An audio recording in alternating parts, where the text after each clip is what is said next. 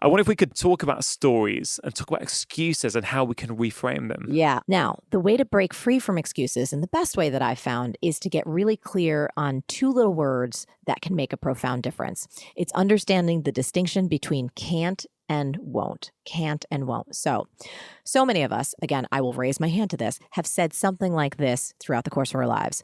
I would really love to get stronger again and really get back to the gym and really use my body, but I can't because I'm too busy with work and the kids.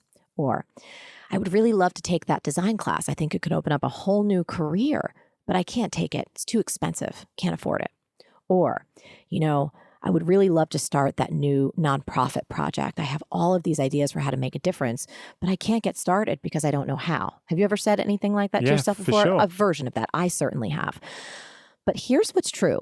99% of the time, not 100, but 99% of the time, when we human beings say that we can't do something, can't is a euphemism for won't. And what does won't mean?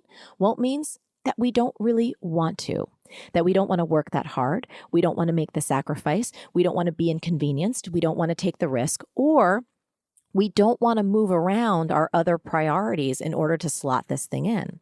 And for anyone who might be resistant and saying, wait, you don't know me, you don't know my life, I'd say just hang on for a second. If you consider how this idea might be true, even just a portion of the time, I promise you will break free from so much of the self-deceptive crap that can hold all of us back. And I would invite people to ask yourself, has there ever been a time in your life when initially you said, oh, I can't because I don't have the money, or I can't because I don't have the time, or I don't have the resources to do something.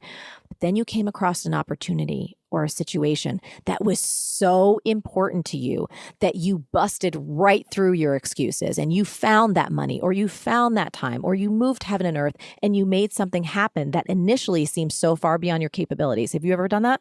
100%. Me too. So many times. So that is proof positive for ourselves that it really, most of the time, isn't can't, it's won't.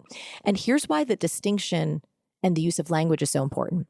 Because when we humans use the word can't, we start to feel powerless and helpless, as though our life is not our choice. How we're spending our time, how we're spending our energy. It's as though we're victims. And that is not a beautiful or powerful place to create change from. It's almost impossible. Learned helplessness, right? Yeah. We know this from psychology. On the other side, when we use the word won't, or we just say, you know what? I don't want that right now.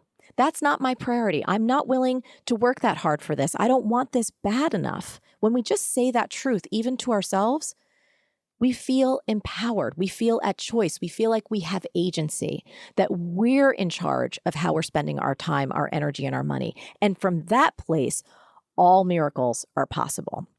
So I would invite anyone listening, if you want to play with this idea for yourself, the next time you catch yourself saying or thinking, I can't because I don't have the time or the money or the whatever, try replacing it with won't or I don't want to, and see if that feels more true.